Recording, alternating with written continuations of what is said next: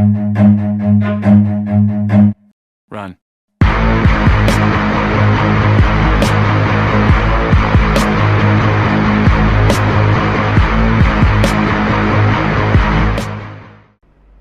Well, hello everyone and welcome to On the Run yet again. Friday the 2nd of February for you. It's the afternoon of Thursday the 1st of February for me, and I have to say greetings from sunny Thailand.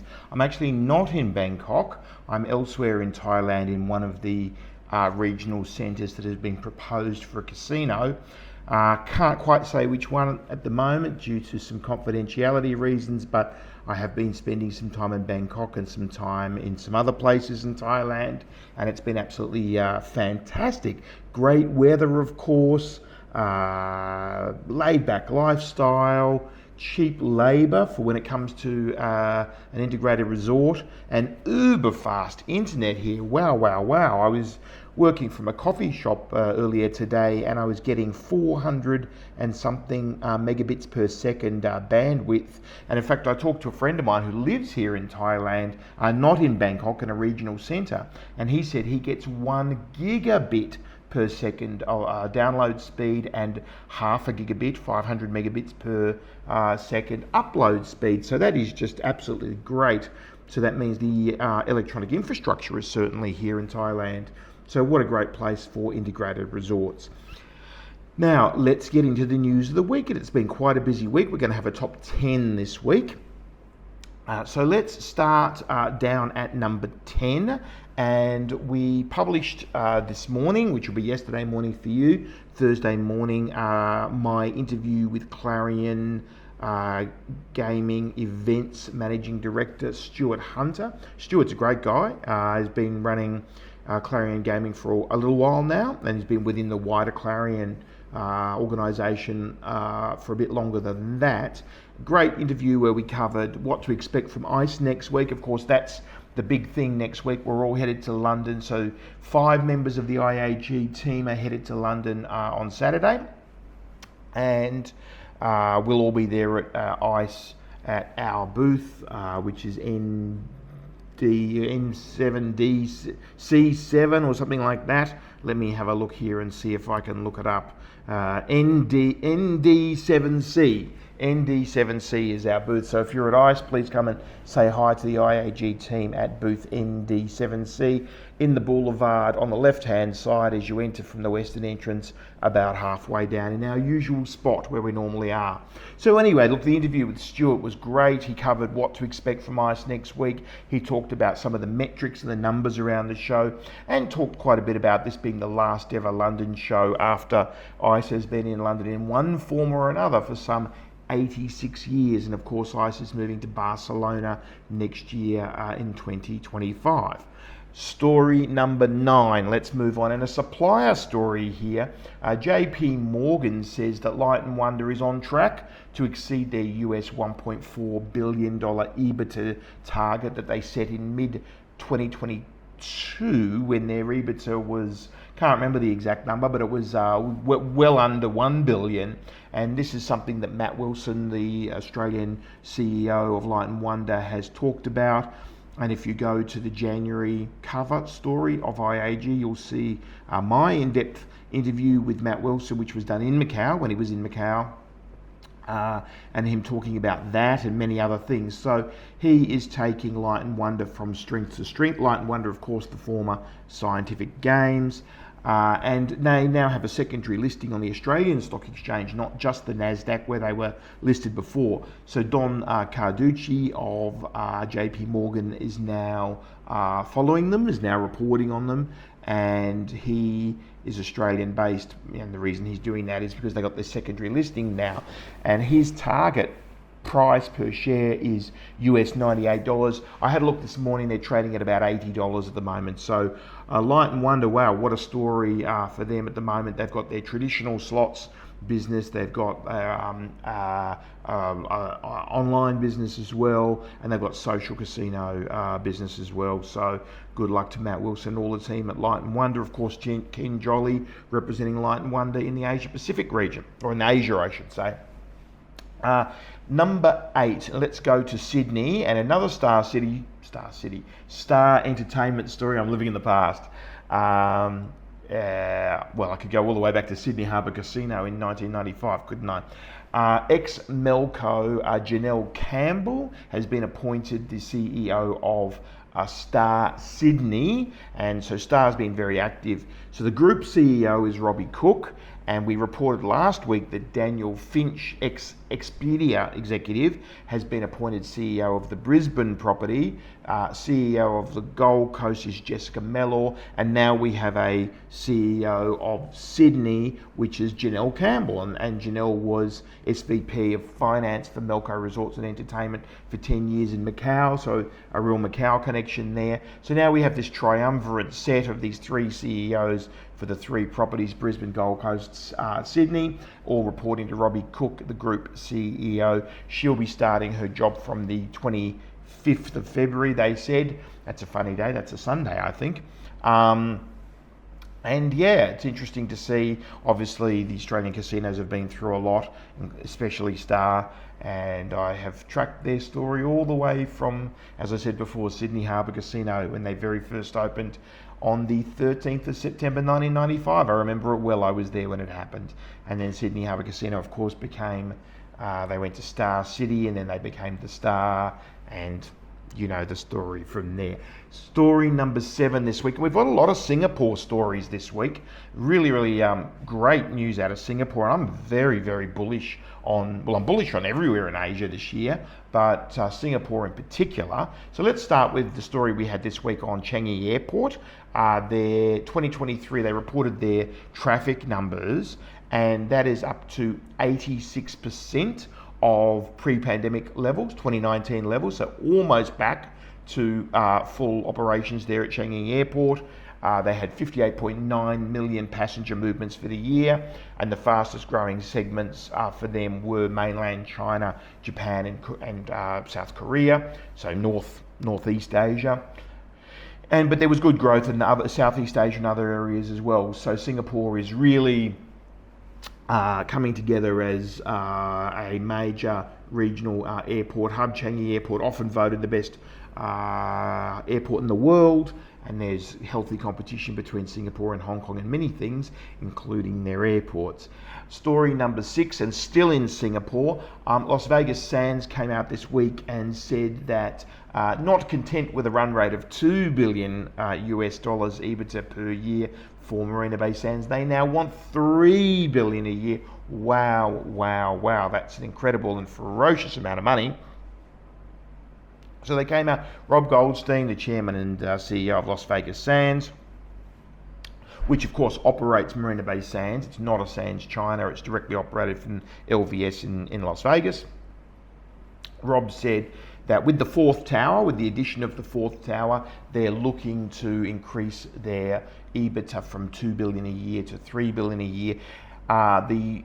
The fourth quarter figures came out last week. We reported that last week, and the fourth quarter of 2023 came out, and I think from memory it was 544 million US was the EBITDA. But anyway, whatever number it was, multiplied by 4, and it was a little over 2 billion. So the run rate was 2 billion US, which he had said for some time that was his target, and he's achieved it. So well, there's two stories this week, one from two different CEOs, one from Matt Wilson, now one from Rob Goldstein, where they talked a big game. They've actually come through on the big game that they've talked. They're spending $3.3 billion on the fourth tower extension. So, of course, Marina Bay Sands, I think everybody watching this knows it's 3 towers with a surfboard on top. And Rob Goldstein came out and said that it is probably the most valuable hotel building ever built in the world. That was his quote.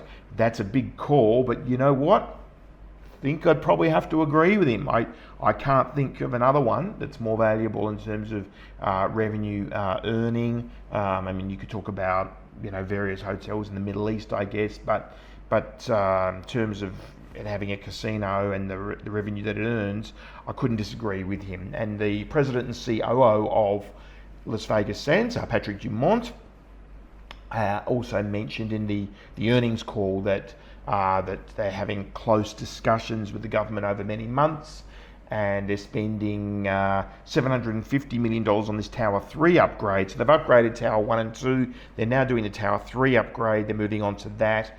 US 750 million, US 3.3 billion on Tower 4, which itself is going to have a sort of a sky park and attractions on the roof, in keeping with what they've already got. That's been such a success.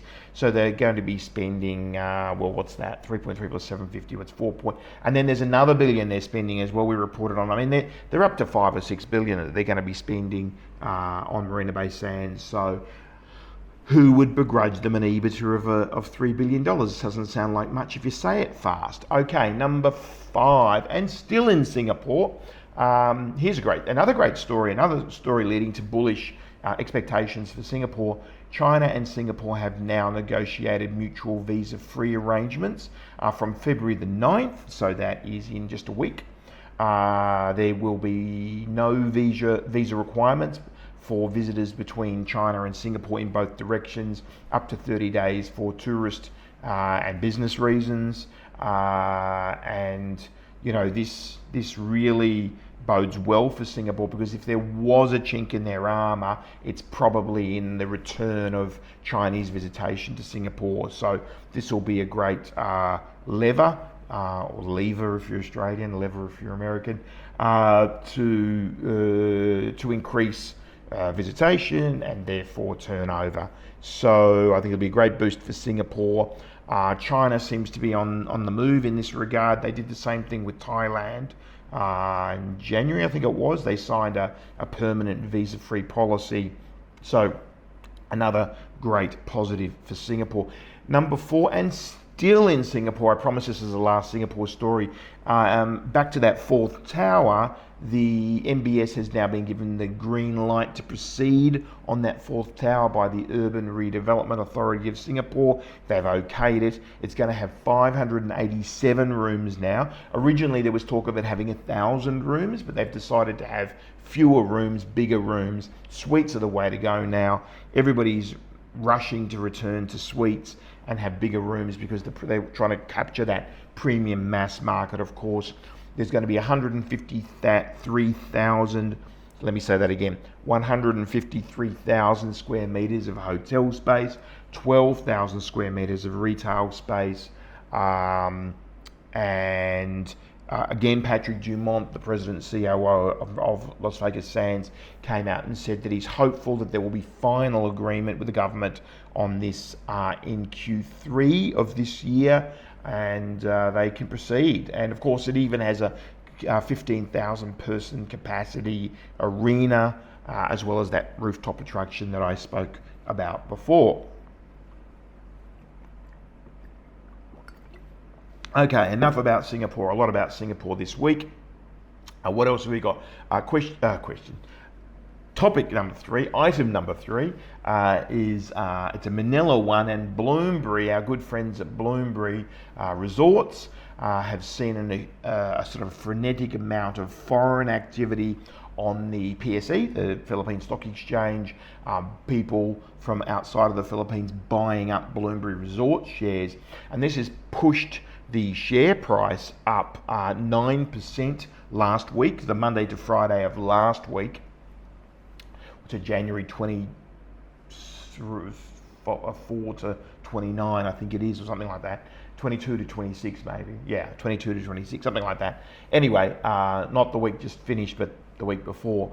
The share price went up 9%. There was $12 million worth of shares traded, which for Bloomberry is a good chunk. And obviously a lot of people jumping on the Bloomberry bandwagon, and we would have to say that this is in anticipation of Solaire North. Solaire North expected to open in March. We're all very excited about Solaire North opening.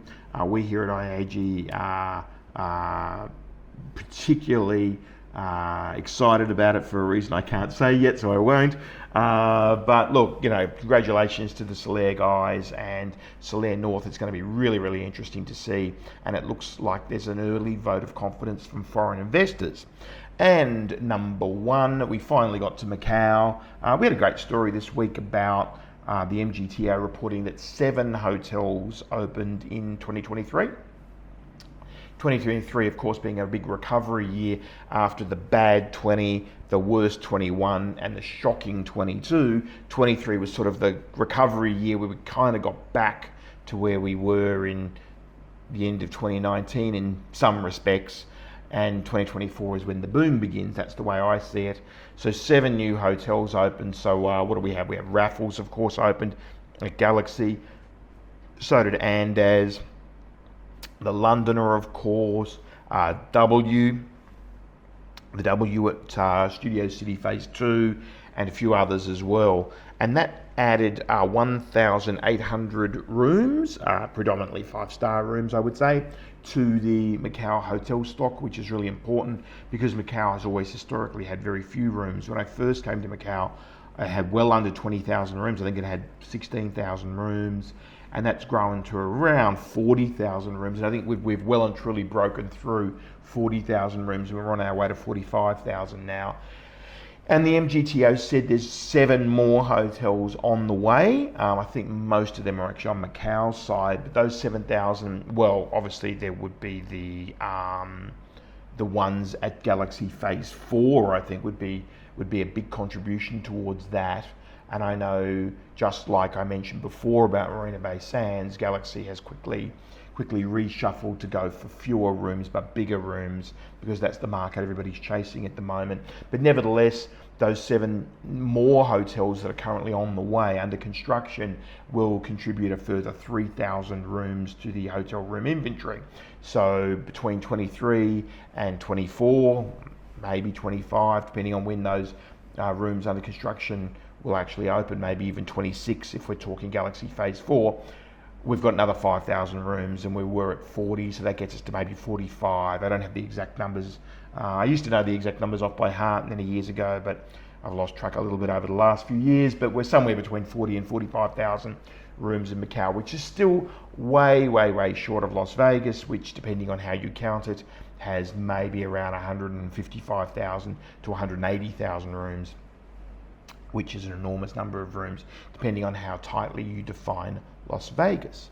So that is the top 10 for this week. What else do we have? Let me also just mention a little bit about the travels. I'm on a big run at the moment, still not back to Macau. Been traveling since December 30. I'm in Thailand at the moment. I'll be heading back to Bangkok tomorrow, flying to London on Saturday. Of course, spending all of next week at ICE. It's going to be really exciting. 5 of the team there at ICE. There will be Ben and Jadeson and myself. Oscar and Dorothy will all be there, and then after that, after ICE, I'm heading to Paris to have a few days in Paris, which will be nice, and only a few days, and then Ben and I are heading to Larnaca, and of course then Limassol. Larnaca is where the airport is, Limassol is where the casino is, or the integrated resort I should say, City of Dreams Mediterranean. And it'll be really interesting to visit City of Dreams Mediterranean, of course Melco's newest integrated resort, and give you a report from there as to what it is like. And from there, I'm not quite sure. I was planning on going to Incheon to go and visit Inspire, but my plans may have changed, so I'll let you know about that when I know. And that's it for this week. Thanks for watching. That's On the Run for now, and we'll see you next week, reporting from the floor of the show at XL Exhibition Centre at ICE. It's going to be super exciting. Have a great weekend. See you next week. Bye for now.